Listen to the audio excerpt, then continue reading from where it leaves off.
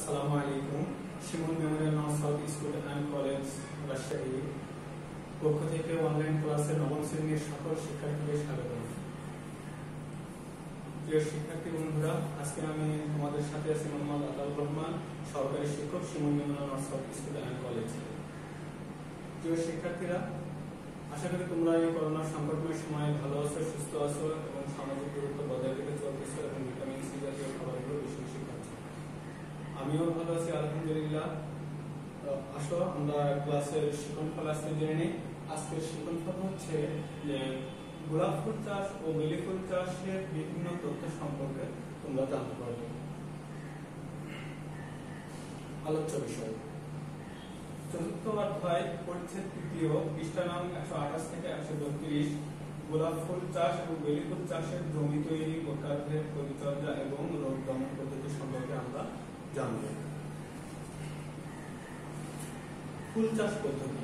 প্রিয় শিক্ষার্থীরা, আজকে আমরা দেখতেছি যে বাড়ির সামনে ফাঁকা জায়গায় বা বেলকুনিতে, ছাদের উপরে বিভিন্ন জায়গায় বিভিন্ন ভাবে আমরা ফুল চাষ করে থাকি এবং ফুলকে আমরা মোটামুটি সবাই ভালোবাসি, কেননা ফুলকে আমরা অনেক গুণীজনেরা বলেছেন যে শান্তির একটি প্রতীক।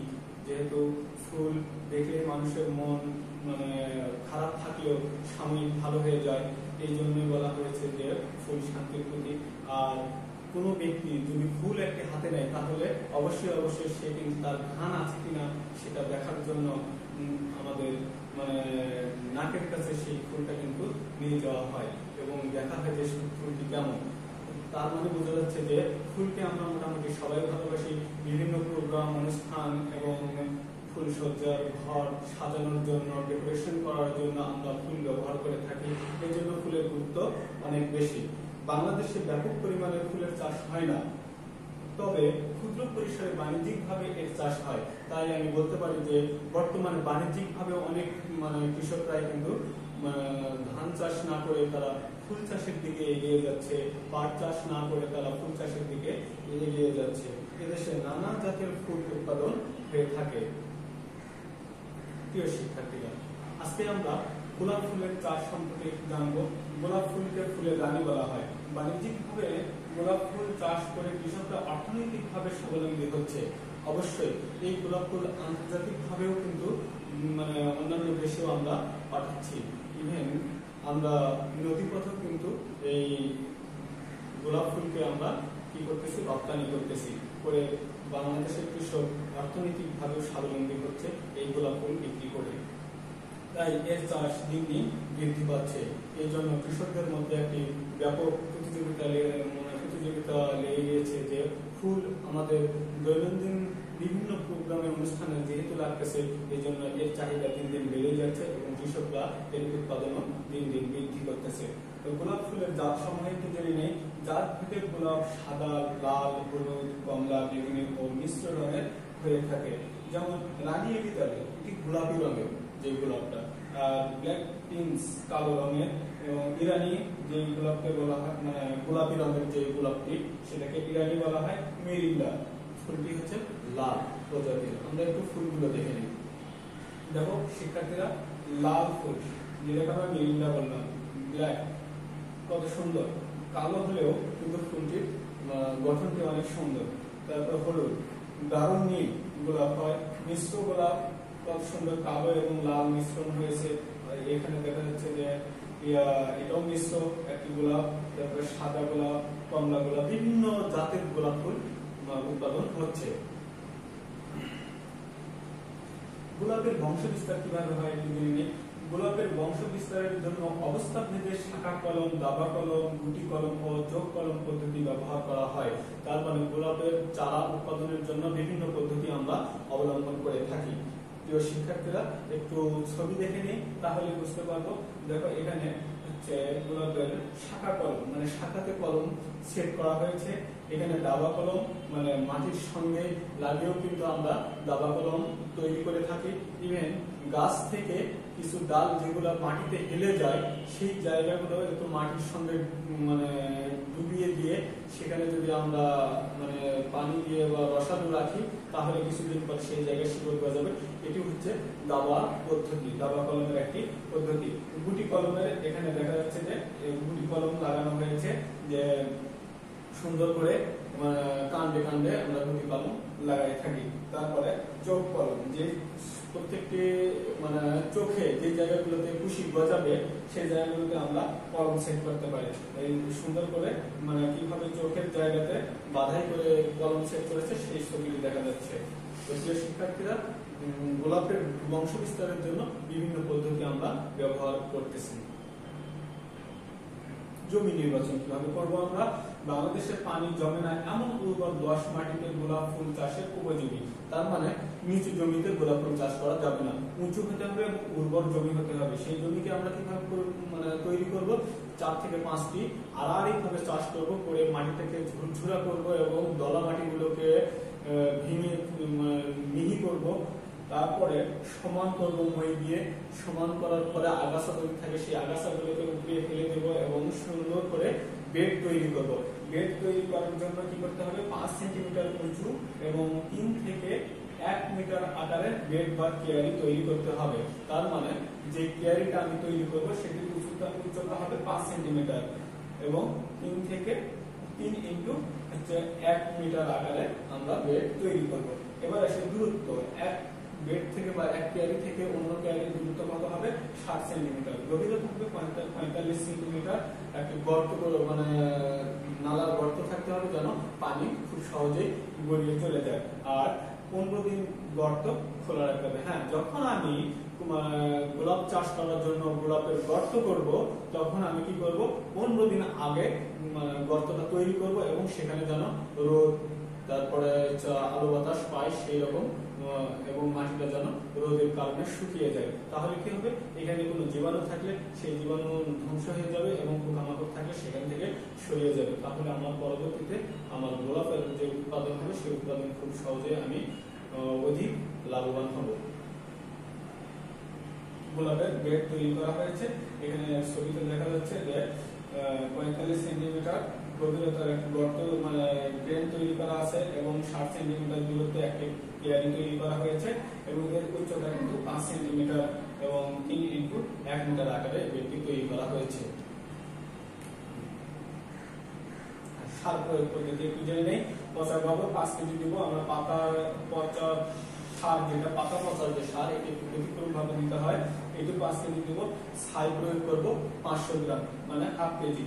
সারগুলো ভালোভাবে মিশিয়ে গর্তের উপরের স্তরে দিতে হবে। তার মানে ভিতরে দেব না, আমরা উপরের স্তরে দিতে হবে।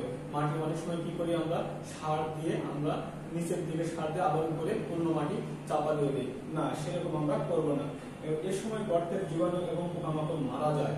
কেননা আমরা 15 দিন আগে যে গর্তটি করে রাখবো সেই 15 দিন আগে থেকে যদি খোলা থাকে তাহলে এখানে পোকামাকড় থাকবে না এবং জীবাণু ধ্বংস হয়ে যাবে। চাষের সময় আমরা কোন সময় আমরা গোলাপ ফুল চাষ করবো? যে আশ্বিন মাস চারা রোপণের উপযুক্ত সময়। কোন মাস? আশ্বিন মাস। আর পৌষ মাসেও লাগানো যায়। পৌষ মাস পর্যন্ত এই গোলাপের চাষ করা যায়, কিন্তু আশ্বিন মাসে একটা লাগানোর একটা উপযুক্ত সময়। তাহলে আমরা কি করবো? পৌষ মাসে গিয়ে বা শীতকালীন সময়ে গিয়ে আমরা অধিক ফুল পাবো এবং ফুল বাজারজাত করলে সেই সময় দেখা যায় ফুলের চাহিদা বেড়ে যায় এবং মানুষ বিভিন্ন অনুষ্ঠান প্রোগ্রাম বেশি বেশি করে থাকে। এই জন্য আমরা শীতকালে ফুল আমরা খুব সহজেই পেয়ে থাকি। এই জন্য কি করবো? আমরা প্রথম টাইমে আশ্বিন মাসের দিকে আমরা গোলাপ চাষ করা শুরু করবো। শিক্ষার্থীরা, পরিচর্যা করতে হবে। অবশ্যই আগাছা দমন করতে হবে। যদি অতিরিক্ত কোনো গাছ বা ঘাস বা কোনো লতা যদি গজিয়ে যায় সেগুলো কি করতে হবে? উপড়িয়ে ফেলে দিতে হবে এবং পানি সেচ দিতে হবে।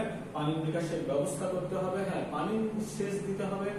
আমরা অতিরিক্ত কোনো পানি দিব না, কেননা অতিরিক্ত পানি দিলে মাটি চাপা পড়ে যাবে এবং গাছ আমার ভালো হবে না এবং গাছের শক্তি পাবে না। আর মাটি কি করতে হবে? শেষের পরপরই অবশ্যই নিড়ানি দিতে হবে। আর পানি নিকাশের ব্যবস্থা থাকতে হবে। অবশ্যই বৃষ্টি বদলের যদি পানি হয় তাহলে সেই পানি যেন নিষ্কাশন করা যায় সেই ব্যবস্থা অবশ্যই রাখতে হবে। নিড়ানি দিতে হবে, গাছের গোড়ার মাটি শক্তভাবে চেপে দিতে হবে। হ্যাঁ, পানি সেচ দেওয়ার পরে যদি কোনো গাছের মাটি গোড়া থেকে সরিয়ে যায় তাহলে সেই মাটি কি করবো আমরা অন্য জায়গা থেকে আবার নিয়ে এসে গাছের গোড়ায় চাপা দিয়ে দেবো। ডালপালা ছাঁটাইকরণ করতে হবে। হ্যাঁ, ডালপালা ছাঁটাইকরণ করা একটি গুরুত্বপূর্ণ বিষয়, কেননা পুরাতন যে ডালপালাগুলো থাকে সেই ডালপালাতে কিন্তু গোলাপের ফুল কম আসে। এই জন্য আমরা কি করবো, ডালপালা ছাঁটাই করলে সেখান থেকে নতুন ডালপালা গজাবে এবং সেখানে মানসম্মত ফুল ধরবে বা ফুল আসবে। আর ফুলের কুড়ি ছাঁটাই করতে হবে। অবশ্যই ফুলের কুড়ি ছাঁটাই কিভাবে করবো আমরা, যে একটি শাখাতে দেখা যাচ্ছে যে 4-5টা গোলাপের কুড়ি বের হয়েছে, তাহলে অবশ্যই আমরা সেখানে কি করবো, দুই বা একটি রেখে বাকি সবগুলো কেটে ফেলে দেবো, ছাঁটাই করবো। কেননা সবগুলো যদি রেখে দেয় তাহলে ফুলের মান ভালো হবে না এবং ফুলের সাইজটাও অনেক ছোট হবে। হ্যাঁ, গোলাপ চাষ করতে গিয়ে বিভিন্ন পোকামাকড় আক্রমণ করে থাকে, যেমন গোলাপের গাছে রেড স্কেল এবং বিটল পোকা বেশি দেখা যায়। রেড স্কেল এবং বিটল পোকা ছবিটা দেখে রেড স্কেল এবং বিটল পোকাগুলো এরকম হয়ে থাকে, বিভিন্ন রকমের বিটল পোকা হয়ে থাকে, লাল হয়, কালো হয়, এখানে দেখা যাচ্ছে যে নীল হয়েছে। তারপরে রেড স্কেল যেমন হচ্ছে লাল, কিন্তু তার কাটানোর জন্য মানে দাঁত কিন্তু আছে খুবই শক্তিশালী। এইটা দেখতে পারে সে গোলাপের কুড়িগুলোকে কি করে দেয়, কেটে ফেলে দেয়। আর এই পোকা যখন ধরবে, বিটল পোকা যখন আক্রমণ করবে তখন ফুল বেশি বড় হবে না, ছোট হয়ে যাবে। এই জন্য আমরা কি করব, যে বিটল পোকার জন্য আমরা মেলাথিয়ন বা ট্রাইজিনল স্প্রে করব, তাহলে বিটল পোকা দমন করা সম্ভব। আর কালো দাগ পড়া রোগ, যেমন এটি হচ্ছে ছত্রাকনাশক রোগ। কালো দাগ পড়া যেমন এখানে দেখা যাচ্ছে যে ডাইবেক রোগ হয়েছে। ডাইবেক রোগ হচ্ছে যে জায়গায় আমরা মানে শাখা কেটে দিয়েছি সেখানে অনেক সময় দেখা যায় যে কালো হয়ে আস্তে আস্তে মানে পচে যাওয়ার মতন হয়ে আস্তে আস্তে গোড়ার দিকে চলে যায়। এটি হচ্ছে ডাইবেক রোগ। এটি একটি মানে এই রোগ আক্রান্ত হলে গাছ কিন্তু পরবর্তী সময়ে মারা যায়। আর হচ্ছে কালো দাগ পড়া রোগ মানে হচ্ছে পাতায় মানে একবারে কালো হয়ে যায়, কালো হয়ে আস্তে আস্তে পাতাটা মরে যায় এবং যখন পাতার কোনো কচি ডোগা যখন হচ্ছে এই কালো দাগ পড়াটা আক্রমণ করে তখন কিন্তু আর ফুল আসে না। আর পাউডার মিলডিউ, এটা আমরা জানি যে পাতায় পাউডারের মতন ছত্রাক মানে পড়ে যাবে। এটি হচ্ছে ছত্রাকনাশক। এই যে এখানে ছবিতে দেখা যাচ্ছে যে সাদা হয়ে গিয়েছে। এরকম রোগ আক্রান্ত হলে আমাদের কিন্তু গোলাপের ফুল বেশি উৎপাদন হবে না, কম ফুল আসবে, অথবা তো এমন হতে পারে যে গাছটি পরবর্তী সময়ে মারা গিয়েছে। তাহলে আমরা কি করব, এগুলো দমন ব্যবস্থার জন্য আমরা কি করব, অবশ্যই ম্যালাথিয়ন বা ডায়াজিনম থিওডিন বা সালফার ইত্যাদি প্রয়োগ করে আমরা কিন্তু এই পোকাগুলোর বা এই রোগ থেকে আমরা আমাদের ফসলকে উদ্ধার করতে পারি। এবার আসি ফসল সংগ্রহ এবং ফলন। ফুল ফোটার পূর্বে ফুল সংগ্রহ করতে হয়। হ্যাঁ, গোলাপের ফুল ফোটার আগে কিন্তু সংগ্রহ করতে হবে। ফোটার পরে যদি সংগ্রহ করি বেশিক্ষণ থাকবে না। আর ফোটার আগে যদি আমরা সংরক্ষণ করি তাহলে সেটি পানিতে রাখার পরে দেখা যাবে যে সেটি আবার 1 দিন বা 2 দিন পরে সেই ফুলটি ফুটিয়ে যাবে এবং সেটির স্থায়িত্ব বেশি থাকবে। এই জন্য আমরা কি করবো, ফুল ফোটার পূর্বে সংগ্রহ করব। আর সংগ্রহের পর ফুলের ডাটার নিচের অংশ পরিষ্কার পানিতে ডুবিয়ে রাখলে ফুল ভালো থাকে। তার মানে ফুল কাটার পরেও যদি আমরা পানির উপরে রাখি তাহলে সেখান থেকে কিছু খাদ্য সঞ্চয় করে ফুল আরো বেশি সময় পর্যন্ত তরতাজা থাকে। এই জন্য আমরা কি করবো, পানির উপরে গোটাগুলো বা ডাঁটাগুলো পানির ভিতরে রাখবো এবং ফুল ভাসিয়ে রাখবো, তাহলে বেশিক্ষণ ফুল তাজা থাকবে। এবার আসি বেলি ফুল চাষ। যে শিক্ষার্থীরা বেলি ফুলেরও কিন্তু দিন দিন চাহিদা বেড়ে যাচ্ছে গোলাপের মতনই। যে এটি কিন্তু আমরা বিভিন্ন অনুষ্ঠানে ব্যবহার করে থাকি। এই জন্য বাংলাদেশের অধিকাংশ উৎসব অনুষ্ঠানে বেলি ফুল ব্যবহার করা হয়। এটি একটি অর্থকরী ফুল। এটি কি অর্থকরী ফুল? এটিও আমরা বিভিন্ন প্রয়োজনে আমরা ব্যবহার করে থাকি। বেলি ফুলের জাত সময় একটু জেনে নেই যে 3 জাতের বেলি ফুল দেখা যায়। বাংলাদেশে কয় জাতের বেলি ফুল দেখা যায়? 3 জাতের বেলি ফুল দেখা যায়। সিঙ্গেল ধরনের ও অধিক গন্ধযুক্ত, মানে সিঙ্গেল একটাই ফুল হবে এবং গন্ধ থাকবে অনেক। আমরা ছবি দেখে নিই তাহলে আরো বেশি ক্লিয়ার হয়ে যাবে। যেমন একটাই ফুল হয়েছে কিন্তু এর সুগন্ধ আছে। আবার ডাবল ধরনের, এটি হচ্ছে ডাবল, যেমন মাঝারি আকার এবং ডাবল ধরনের হয়। যেমন মাঝারি আকার বা ডাবল ধরনের আমরা এই ফুলটাকে আমরা দেখতে পাচ্ছি যে, এবং বৃহদাকার এবং ডাবল ধরনের, এটা হচ্ছে বৃহদাকার। এই ফুলটা কি বৃহদাকার এবং ডাবল ধরনের। এরকম বিভিন্ন জাতের কিন্তু বেলি ফুল দেখতে পাচ্ছি, এবং সবচেয়ে বেশি গন্ধযুক্ত একটি বেলি ফুল, সেই বেলি ফুলটা হচ্ছে লাল। লাল বেলি ফুলটি সবচেয়ে বেশি আমরা ঘ্রাণ পাই। জমি চাষ এবং সার প্রয়োগ সম্পর্কে একটু জেনে নেই যে, বেলে মাটি ও ভারী এঁটেল মাটি ব্যতীত সব ধরনের মাটিতে বেলি ফুল চাষ করা যায়। বেলে মাটি এবং এঁটেল মাটি ছাড়া সব ধরনের মাটিতে আমরা কিন্তু, যেমন দোআঁশ মাটি, বেলে দোআঁশ মাটি, অথবা তো হচ্ছে দোআঁশ এবং এঁটেল মাটি যুক্ত এরকম মাটিতেও আমরা কিন্তু বেলি ফুল চাষ করতে পারি। আর জমি কিভাবে নির্বাচন করব? অবশ্যই 4 থেকে 5টি আড়াআড়ি ভাবে চাষ দিয়ে, মই দিয়ে মাটি কি করতে হবে? সমান করে নিতে হবে, মাটি ঝুরঝুরা রাখতে হবে। তাহলে আমরা সুন্দর করে বেলি ফুলের বেড তৈরি করব। এবং কলম এবং চারা কিভাবে তৈরি করবো একটু জেনে নেই যে, গ্রীষ্মের শেষ হতে বর্ষার শেষ পর্যন্ত বেলি ফুলের কলম তৈরি করা যায়। কি? গ্রীষ্মের শেষ হতে বর্ষার শেষ পর্যন্ত, তার মানে এই তো একটা বর্ষার শেষ পর্যন্ত, মানে এই সময় কিন্তু বেলি ফুল চাষ করা যায়। শীষের ব্যবস্থা ভালো থাকে অবশ্যই বসন্তকালে কিন্তু আমরা কলম করা যায়, মানে বসন্তকালে আমরা কলম করতে পারি। সারির দূরত্ব হবে কত সেন্টিমিটার? 50 সেন্টিমিটার। সারির দূরত্ব 50 সেন্টিমিটার। গর্ত খুঁড়ে মাটিতে রোদ লাগিয়ে জৈব সার এবং কাঠের ছাই মাটির সাথে মিশিয়ে গর্ত ভরাট করতে হবে। তার মানে অন্যান্য ফুল আমরা যেভাবে চাষ করলাম, এটি কিন্তু একটু ব্যতিক্রম ধরনের, কেননা জৈব সার তো অবশ্যই প্রয়োগ করতে হবে এবং কাঠের ছাই ব্যবহার করতে হবে। যদি আমরা কাঠের ছাই ব্যবহার করি, এই ফুলের কিন্তু চাষ অনেক ভালো হবে। আর গর্তে ভরাট করে দিতে হবে, ছাইগুলো কি করতে হবে? গর্তকে ভরাট করে দিতে হবে মাটির সাথে মিশিয়ে। শুধু ছাই দিলে হবে না, মাটির সাথে অ্যাডজাস্ট করে মিশিয়ে মিশ্রণ করে দিয়ে দিতে হবে। বংশ বিস্তার কিভাবে হয়? অবশ্যই গোলাপ ফুল যেভাবে আমরা বংশ বিস্তার করেছি কয়েকটি পদ্ধতিতে, বেলি ফুলেরও একই রকম ধরন। যেমন গুটি কলম করা যায় বেলি ফুলের, দাবা কলম করা যায়, ডাল কলম এবং চারা কলমের মাধ্যমেও আমরা বেলি ফুল চাষ করে থাকি। তো এই পদ্ধতিগুলো আমরা কিছুক্ষণ আগে ছবিতে দেখলাম, সেম একই রকমই। যে গুটি কলম মানে কাণ্ডে, বিভিন্ন কাণ্ডে কাণ্ডে আমরা গুটি কলম সেট করতে পারি। দাবা কলম কি করবো? যে গাছের ডালের কিছু অংশ মাটির সঙ্গে মিশিয়ে আমরা অ্যাডজাস্ট করে কলম তৈরি করব। অথবা তো হেলানো যে ডালগুলো আছে, সেই ডালগুলো মাটির নিচে ডেবে দিয়ে সেখানে আমরা চারা তৈরি করতে পারি। কিছু পানি, নিয়মিত পানি দিলে সেখানে শিকড় গজিয়ে যাবে। এভাবে আমরা কলম করতে পারি। তারপর চারা টবে লাগানো, যেমন জৈব পদার্থ যুক্ত দোআঁশ মাটিতে ইউরিয়া, টিএসপি, এমওপি সার পরিমাণ মতো মিশিয়ে টবে বেলি ফুলের চাষ করা যায়। তার মানে বেলি ফুল চাষটা কিন্তু হয় মাটিতে ভালো হয়। টবেও চাষ করা যায়, কিন্তু এর মানটা অতটা ভালো হয় না। কিন্তু দেখার সৌন্দর্যের জন্য বেলকুনিতে অথবা তো বাড়ির ছাদে বিভিন্ন জায়গায় আমরা কি করি? এখন বেলি ফুলও টবে ব্যবহার করতেছি এবং টবে চাষ করতেছি। এর দ্বারা বাড়ির সৌন্দর্য বৃদ্ধি পাচ্ছে এবং সুঘ্রাণও আমরা পেয়ে থাকি। পরিচর্যা, সেচ দেওয়া, আগাছা দমন এবং অঙ্গ ছাঁটাই করা। অবশ্যই পরিচর্যা করতে হবে। পরিচর্যা না করলে কোনো গাছই বা কোনো ফসলে ভালো উৎপাদন দেয় না। এই জন্য আমরা কি করবো? নিয়মিত সেচ দিব। যদি পানি অতিরিক্ত থাকে, পানির মাটিতে যদি রস থাকে, তাহলে অবশ্যই অবস্থা বুঝে ব্যবস্থা করে নিতে হবে। এই জন্য আমরা সেচ নিয়মিত দিব।